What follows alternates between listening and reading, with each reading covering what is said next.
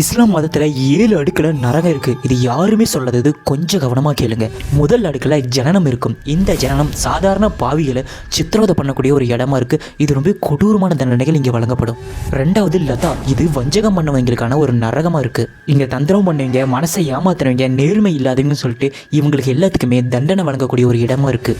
மூணாவது ஷகர், இந்த இடம் தான் ரொம்ப கொடூரமான தண்டனைகள் வழங்கக்கூடிய இடமா இருக்குது. இதுதான் எக்ஸ்ட்ரீம் ஹீட் லேயர்னு சொல்கிறாங்க. இங்கே நெருப்புக்கு பஞ்சமே கிடையாது. எல்லாத்தையுமே நெருப்பில் போட்டு தான் வாட்டி வதைப்பாங்க. நாலாவது ஈதமாக அடுக்கு.